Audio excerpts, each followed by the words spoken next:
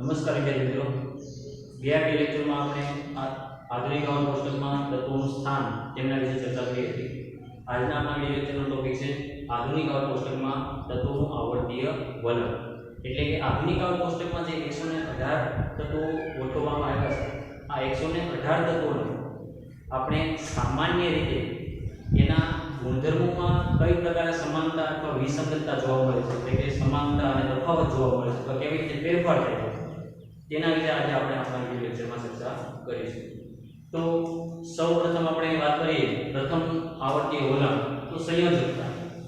તો સંયોજકતા ધોરણ 9 માં આપણે સંયોજકતા એટલે શું શીખી ગયા કે કોઈ પણ તત્વની બાહ્યતમ કક્ષામાં રહેલા ઇલેક્ટ્રોન કે જેની આપલે થાય છે, એટલે કે કાં તો દૂર થતા અથવા તો મેળવાતા ઇલેક્ટ્રોનની સંખ્યાને તત્વની સંયોજકતા તરીકે ઓળખવામાં આવે છે. બરોબર? એટલે સંયોજકતા બાહ્યતમ કક્ષામાંથી દૂર થતા કે દાખલ થતા ઇલેક્ટ્રોનની સંખ્યાને સંયોજકતા કહે છે. બરોબર? બાહ્યતમ કક્ષામાં રહેલા સંયોજકતા ઇલેક્ટ્રોન દૂર થતા કે દાખલ થતા તેની જે સંખ્યા છે એને શું કહેવામાં આવે છે? સંયોજકતા તરીકે ઓળખવામાં આવે છે. હવે બે પ્રકારની સંયોજકતા હોય, ધન સંયોજકતા અને ઋણ સંયોજકતા. તો જો ઇલેક્ટ્રોન ગુમાવે તો ધન સંયોજકતા માનવાની, અને જો ઇલેક્ટ્રોન મેળવે તો ઋણ સંયોજકતા હોય છે. બરાબર? જો તત્વ જે છે એ ઇલેક્ટ્રોન ગુમાવે તો ધન સંયોજકતા હોવામાં આવે છે, અને જો તત્વ ઇલેક્ટ્રોન મેળવે તો ઋણ એટલે કે માઈનસ ની સંયોજકતા હોવામાં આવે છે. તો સંયોજકતા પણ જે છે એ આવર્તમાં બદલાય છે, જ્યારે સમૂહમાં બદલાશે નહીં. આપણે આગળ જોઈએ આવર્તમાં સંયોજકતા બદલાય છે. શું કામ? આપણે ઉદાહરણ જોઈએ તો એક જ આવર્તમાં રહેલા તત્વો આપણે વાત કરીએ કે ભાઈ લિથિયમ, બેરિલિયમ, બોરોન, પરમાણુ ક્રમાંક 3, 4 અને 5.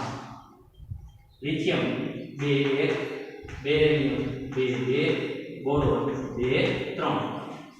બાહ્યતમ કક્ષામાં રહેલા ઇલેક્ટ્રોનની સંખ્યા બદલાય તો દાખલ થતા કે દૂર થતા ઇલેક્ટ્રોનની સંખ્યા બદલાય, અને દાખલ થતા કે દૂર થતા ઇલેક્ટ્રોનની સંખ્યા બદલાય એનો મતલબ શું બદલાશે? સંયોજકતા બદલાશે. એટલે એક જ આવર્ત હોય તો એક જ આવર્તમાં રહેલા સંયોજકતાઓ જે છે તત્વોની સંયોજકતાઓ શું થશે? બદલાશે. જ્યારે સમૂહમાં સંયોજકતા બદલાતી નથી. સમૂહ હોય તો એમાં સંયોજકતા નહીં બદલાય. એના માટેનું પણ આપણે ઉદાહરણ લઈએ. Lithium, sodium, potassium. Lithium 3, sodium 11 અને પોટેશિયમ 19. તો 2 1 લિથિયમ 2 8 1 11 2 8 8 1. તો એક જ સમૂહમાં આવેલા તત્વો એની બાહ્યતમ કક્ષાની સંયોજકતા કેવી હોય? સરખી. બાહ્યતમ કક્ષાની ઇલેક્ટ્રોન રચના કેવી છે? સરખી છે. તો બધામાં એક એક ઇલેક્ટ્રોન છે, તો બધામાંથી એક એક ઇલેક્ટ્રોન દૂર થશે, તો દૂર થતા ઇલેક્ટ્રોનની સંખ્યા સરખી છે, તેનો મતલબ શું થયો? તેમની સંયોજકતા કેવી રહેશે? સરખી રહેશે, બદલાશે નહીં. એટલે આવર્તમાં સંયોજકતા બદલાશે જ્યારે સમૂહમાં સંયોજકતા બદલાતી નથી. હવે બીજું આવર્તીય વલણ વિશે આપણે વાત કરીએ તો એ છે પરમાણુય કદ. પરમાણુય કદ એટલે શું?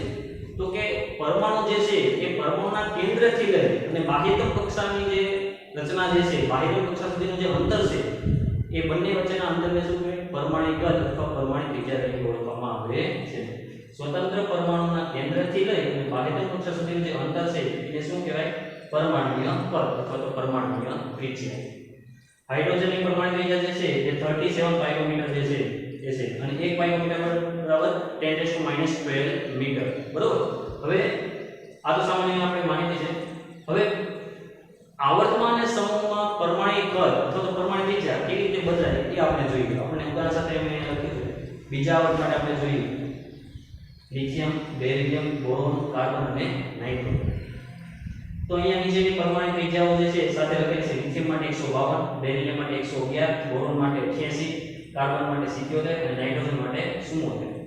તો આપણે જોઈ શકીએ છીએ કે આવર્તમાં ડાબી બાજુથી જમણી બાજુ તરફ આપણે જઈએ છીએ તો પરમાણુ ત્રિજ્યા શું થાય છે? ઘટે છે. પરમાણુ કદ શું થાય છે? ઘટે છે. એટલે એક જ આવર્તમાં જ્યારે તમે ડાબી બાજુથી જમણી બાજુ તરફ જાઓ છો ત્યારે પરમાણુ કદ ઘટે છે. આવર્તમાં ડાબી બાજુથી જમણી તરફ જતા પરમાણુ કદ ઘટે છે, અને એના માટેનું પણ એક કારણ છે. જે રીતે આપણે સંયોજકતામાં સમજ્યા એ રીતે અહીંયા પણ એક કારણ છે કે ભાઈ લિથિયમ માટે જોઈએ તો લિથિયમ માટે 3, બેરિલિયમ 4, બોરોન માટે 5. ઇલેક્ટ્રોન રચના પ્રમાણે જોઈએ તો પ્રથમ કક્ષામાં બે ઇલેક્ટ્રોન, એના પછીની કક્ષામાં એક ઇલેક્ટ્રોન. અહીંયા જોઈએ પ્રથમ કક્ષામાં 2 ઇલેક્ટ્રોન, એના પછી કક્ષામાં 2 ઇલેક્ટ્રોન. બરાબર, આ 2 1 2 2 અને 2 3 આ એની ઇલેક્ટ્રોન રચના હતી. અને હું એના બંધારણ લખું છું. અહીંયા 2 ઇલેક્ટ્રોન અને બાહ્ય કક્ષામાં 3 ઇલેક્ટ્રોન. બરાબર, બાહ્ય કક્ષામાં 1 ઇલેક્ટ્રોન, બાહ્ય કક્ષામાં 2 ઇલેક્ટ્રોન અને બાહ્ય કક્ષામાં 3 ઇલેક્ટ્રોન. તો અહીંયા આપણે જોઈને કહી શકીએ છીએ કે ભાઈ કેન્દ્ર અહીંયા શું છે? ધન વીજભાર. કેન્દ્રની અંદર ધન વીજભાર, અહીંયા ઇલેક્ટ્રોન એટલે કે ઋણ વીજભાર. બંને વચ્ચે શું થાય? આકર્ષણ બળ. અને એ આકર્ષણ બળના કારણે જે છે એ પરમાણુ ત્રિજ્યામાં આપણે આ ફેરફાર જોઈ શકીએ. અને એનું કારણ શું? ઘટાડો થાય છે. બરાબર, પરમાણુ ત્રિજ્યા ઘટે છે એનો મતલબ શું થાય છે કે પરમાણુ શું થાય છે? સંકોચાતો થાય છે. કારણ કે અહીંયા જે છે ધન વીજભાર વધે. બરાબર, ધન વીજભાર વધે. કક્ષા કઈ છે? એકની એક જ. બીજી કક્ષા અને બીજી કક્ષા. બરાબર, અહીંયા કેન્દ્રમાં કેટલા પ્રોટોન હતા? 3 પ્રોટોન. અહીંયા કેન્દ્રમાં કેટલા પ્રોટોન થઈ ગયા? 4 પ્રોટોન. અહીંયા કેન્દ્રમાં કેટલા પ્રોટોન હશે? 5 પ્રોટોન. જે ધન વીજભાર છે, કેન્દ્રીય ધન વીજભાર એ વધે છે. એની સામે ઇલેક્ટ્રોન વધે છે. પણ એ કઈ કક્ષામાં? એકની એક જ કક્ષામાં. એટલે કેન્દ્રથી અંતર દરેક વખતે એવું છે સરખું છે. બરાબર, કેન્દ્રથી દરેક વખતે અંતર સરખું છે, પરંતુ પરિણામી કેન્દ્રીય વીજભાર વધવાને કારણે આકર્ષણ બળ વધશે. અને એ આકર્ષણ બળ વધવાને કારણે શું થાય? કેન્દ્રની નજીક આવતા જાય ઇલેક્ટ્રોન. જેમ જેમ આપણે ડાબી બાજુથી જમણી તરફ જઈએ એમ ઇલેક્ટ્રોન શું થાય? વધારે આકર્ષણ બળને કારણે કેન્દ્રની નજીક આવે. અને જેમ કેન્દ્રની નજીક આવે એમ બાહ્યતમ કક્ષાની ઇલેક્ટ્રોન રચના જે છે નજીક આવવાને કારણે એની કક્ષા સંકોચાય છે. અને શું થાય? પરમાણુ બળ ઘટવા લાગે. એટલે એક જ આવર્તમાં ડાબી બાજુથી જમણી તરફ જાવ એટલે શું થાય? પરમાણુ બળ એટલે કે પરમાણુ ત્રિજ્યા ઘટે. એવી જ રીતે સમૂહમાં પ્રથમ સમૂહની આપણે અહીંયા વાત કરીએ લિથિયમ, સોડિયમ, પોટેશિયમ અને રૂબિડિયમ. નીચે જે છે એ પરમાણુ ત્રિજ્યા આપેલ છે 152, 186, 231, 234. જોઈને કહી શકીએ છીએ કે આવર્ત એક જ સમૂહમાં ઉપરથી નીચે જઈએ તો પરમાણુ ત્રિજ્યા શું થાય છે? વધે છે. બરોબર, પરમાણુ દરમાં શું થાય છે? વધારો થાય છે. તો એની પાછળનું કારણ શું? તો એ પણ આપણે અહીંયા ચર્ચા કરીએ. તો સૌપ્રથમ લિથિયમ 3, સોડિયમ 11, પોટેશિયમ 19. જોઈએ 2 1 2 8 1 2 8 8 1. આના માટે આપણે જોઈએ કેન્દ્રીય ધન વીજભાર પહેલામાં 2 ઇલેક્ટ્રોન, બાહ્ય કક્ષામાં 1 જ ઇલેક્ટ્રોન. સોડિયમ માટે આપણે ડ્રો કરીએ તો કેન્દ્રીય ધન વીજભાર પહેલી કક્ષામાં 2 ઇલેક્ટ્રોન, બીજી કક્ષામાં 8 ઇલેક્ટ્રોન અને એની બાહ્ય કક્ષામાં માત્ર ખાલી 1 જ ઇલેક્ટ્રોન. પોટેશિયમ માટે આપણે ડ્રો કરીએ કેન્દ્રીય ધન વીજભાર પહેલી કક્ષામાં 2 ઇલેક્ટ્રોન, એના પછીની કક્ષામાં 8 ઇલેક્ટ્રોન, એના પછીની કક્ષામાં 8 ઇલેક્ટ્રોન અને એના પછીની ચોથી જે કક્ષા છે એમાં માત્ર ખાલી 1 જ ઇલેક્ટ્રોન. તો આપણે જોઈને કહી શકીએ કે એક જ સમૂહમાં જ્યારે તમે ઉપરથી નીચે જાવ ને ત્યારે નવી કક્ષા શું થાય? ઉમેરે. અહીંયા 2 કક્ષા હતી, અહીંયા કેટલી થઈ? 3, અહીંયા કેટલી થઈ? 4 અને નવી કક્ષા ઉમેરે તેનું કેન્દ્રથી અંતર તો શું થવાનું? વધવાનું જ ને. બરાબર, કેન્દ્રીય વીજભાર વધે છે. 3 માંથી 11 પ્રોટોન થયા, 19 પ્રોટોન થયા. પણ સાથે સાથે શું થાય? નવી કક્ષા ઉમેરાઈ જાય છે અને નવી કક્ષા ઉમેરાશે તો એ વધારે દૂર હશે અને એના કારણે એક જ સમૂહમાં જ્યારે તમે ઉપરથી નીચે જાઓ ત્યારે નવી કક્ષાઓ ઉમેરાવાને કારણે એનું કેન્દ્રથી બાહ્ય કક્ષા સુધીનું અંતર વધે એટલે કે પરમાણુય કદ વધે છે. બરોબર, એટલે અહીંયા આપણે જોઈ શકીએ છીએ કે પરમાણુય કદ આવર્તમાં ડાબી બાજુથી જમણી બાજુ જાઓ તો શું થાય છે? ઘટે છે. અને સમૂહમાં ઉપરથી જ્યારે તમે નીચે જાઓ ત્યારે પરમાણુ કદ શું થાય છે? ઘટે. આના પછી ત્રીજું જે છે એ છે ધાત્વિય અને અધાત્વિય ગુણધર્મ. ચાલો જોઈએ. ત્રીજું જે આવર્તી વલણ છે એ છે ધાત્વિય અધાત્વિય ગુણધર્મ. બરાબર, ધાત્વિય અધાત્વિય એટલે સંયોજકતા, એના પછી પરમાણુ કદ અને ત્રીજું છે ધાત્વિય અધાત્વિય ગુણધર્મ. તો આપણે જોયું સામાન્ય રીતે કે આધુનિક આવર્તનમાં ધાતુ તત્વો, અધાતુ તત્વો, અર્ધધાતુ એટલે કે મેટેલોઇડ આ બધા તત્વો છે. તો આ વલણ કેવી રીતે બદલાય છે, આ લાક્ષણિકતા કેવી રીતે બદલાય છે એના વિશે આપણે જોઈએ. તો આવર્ત કોષ્ટકની ડાબી બાજુ તરફના જે તત્વો છે એ બધા ધાતુ તત્વો છે. બરાબર, પ્રથમ સમૂહ, બીજો સમૂહ, ત્રીજો સમૂહ તમે જુઓ તો કેવા તત્વો છે? ધાતુ તત્વો છે. જ્યારે જમણી તરફના તત્વો એટલે કે 16મો સમૂહ, 17મો સમૂહ, 18મો સમૂહ એ બધા કેવા છે? અધાતુ તત્વો છે. તો આ આવર્ત કોષ્ટકની ડાબી તરફના તત્વો ધાતુ તત્વો અને જમણી તરફના તત્વો અધાતુ તત્વો છે. અને આ બંને ધાતુ તત્વો અને અધાતુ તત્વો જે છે આવર્ત કોષ્ટકની અંદર તમે આધુનિક આવર્ત કોષ્ટક ધ્યાનથી જોશો તો તમને ખબર પડશે કે વચ્ચેના ભાગમાં એક વાંકી સૂકી જે છે એક રેખાના તત્વો આવેલા છે અને વાંકી સૂકી રેખામાં આવેલા આ જે તત્વો જે છે એ આધુનિક આવર્ત કોષ્ટકમાં ધાતુ તત્વો અને અધાતુ તત્વો બંનેને શું કરે છે અલગ પાડે છે અને આ જે તત્વો છે તેને અર્ધધાતુ તત્વો એટલે કે મેટેલોઇડ તરીકે ઓળખવામાં આવે. હવે અર્ધધાતુ તત્વો શું કરે? કારણ કે આવા તત્વો ધાતુ અને અધાતુ એમ બંને પ્રકારના ગુણધર્મો ધરાવતા હોવાથી તેને અર્ધધાતુ તરીકે ઓળખવામાં આવે છે.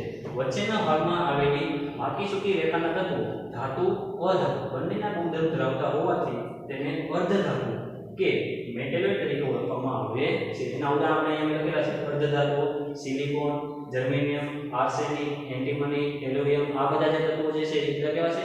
અર્ધધાતુ તત્વો છે. હવે સામાન્ય રીતે ધાતુ તત્વો કયું તત્વ ધાતુ ગુણધર્મ ધરાવે, કયું તત્વ અધાતુ ગુણધર્મ ધરાવે એ આપણા માટે ચોક્કસ એક આપણને ખબર હોવી જોઈએ. તેના માટે વિદ્યુત ધનમય તત્વો જે છે એ ધાતુ ગુણધર્મ ધરાવે. વિદ્યુત ધનમય તત્વો એટલે કે જે ઇલેક્ટ્રોન ગુમાવે અને ધન વીજભાર ધારણ કરે એને શું કહેવાય? વિદ્યુત ધનમય તત્વો. બરાબર? બાહ્ય કક્ષામાંથી ઇલેક્ટ્રોન ગુમાવી અને ધન વીજભાર મેળવે તેને શું કહેવાય? વિદ્યુત ધનમય તત્વો. એવું તત્વ જે છે એ કયું ગુણધર્મ ધરાવે? ધાતુ ગુણધર્મ. વિદ્યુત ઋણમય તત્વ અધાતુ ગુણધર્મ ધરાવે છે. વિદ્યુત ઋણમય તત્વ એટલે કે એવા તત્વો કે જે ઇલેક્ટ્રોન મેળવી અને ઋણ વીજભાર ધારણ કરે. બરોબર? તો એવા તત્વો જે છે એ કયા પ્રકારનો ગુણધર્મ ધરાવે છે? અધાતુ ગુણધર્મ ધરાવે છે. એટલે કે જો ઇલેક્ટ્રોન ગુમાવે તો મોટાભાગે ધાતુ તત્વો અને ઇલેક્ટ્રોન મેળવે તો મોટાભાગના અધાતુ તત્વો એવી આપણે સમજ રાખો. હવે એના પછી જોઈએ કે આ ધાતુ અને અધાતુ ગુણધર્મ આવર્તમાં અને સમૂહમાં કેવી રીતે બદલાય છે, એમાં કેવી રીતે ફેરફાર થાય છે. તો આવર્તમાં ડાબી બાજુથી જમણી બાજુ તમે જાઓ ત્યારે ધાતુ ગુણધર્મ ઘટે. સિમ્પલ આપણે જે વાત કરી કે ડાબી તરફના તત્વો ધાતુ તત્વો, જમણી તરફના તત્વો અધાતુ. એનો મતલબ ડાબેથી જમણે ગયા તો તત્વો ધાતુમાંથી કેવા થઈ ગયા? અધાતુ. એનો મતલબ ધાતુ ગુણધર્મ શું થયો? ઘટી. અને સિમ્પલ વસ્તુ છે, ધાતુ ગુણધર્મ ઘટે તેની સામે અધાતુ ગુણધર્મ શું થવાનો? વધવાનો. બરાબર? એટલે આવર્તમાં ડાબેથી જમણે જતા ધાતુ ગુણધર્મ ઘટે અને અધાતુ ગુણધર્મ શું થાય છે? વધે. એનાથી સમૂહ માટે જોઈએ તો સમૂહમાં ઉપરથી નીચે જતા ધાતુ ગુણધર્મ શું થાય? વધે અને અધાતુ ગુણધર્મ ઘટે. આવર્ત કોષ્ટકમાં તમે ધ્યાનથી જોશો તો 15, 16, 17 નું જે સમૂહ જે છે એમાં ઉપરના જે તત્વો જે છે એ બધા કેવા છે? અધાતુ. વચ્ચેના ભાગમાં અર્ધધાતુ અને સૌથી નીચેના જે તત્વો છે એ બધા કેવા છે? ધાતુ તત્વો. એનો મતલબ કે ઉપરના ભાગમાં અધાતુ છે અને નીચેના ભાગમાં ધાતુઓ છે. એટલે કે આવર્તમાં સમૂહમાં જ્યારે ઉપરથી નીચે આપણે ગયા તો એ કેવા થઈ ગયા? અધાતુમાંથી ધાતુ થઈ ગયા. એનો મતલબ ધાતુ ગુણધર્મ શું થયો? વધ્યો. એટલે સમૂહમાં ઉપરથી નીચે જતા ધાતુ ગુણધર્મ વધે છે અને અધાતુ ગુણધર્મ ઘટે. જો ધાતુ ગુણધર્મ વધતો હોય અધાતુ ગુણધર્મ આપોઆપ શું થશે? ઘટી જશે. એટલે ખાસ યાદ રાખજો કે ધાતુય અને અધાતુય ગુણધર્મ કેવી રીતે પડે છે? તો કે આવર્તમાં ડાબેથી જમણે જાઓ તો ધાતુ ગુણધર્મ ઘટે, અધાતુ ગુણધર્મ વધે. અને સમૂહમાં જ્યારે તમે ઉપરથી નીચે જાઓ ત્યારે ધાતુ ગુણધર્મ વધે અને અધાતુ ગુણધર્મ શું થાય? ઘટે છે. છતાં પણ કોઈ વિદ્યાર્થી મિત્રોને પ્રશ્ન હોય તો કમેન્ટ બોક્સમાં જણાવજો. અમે તમને જવાબ આપવા માટે તૈયાર છીએ. Thank you.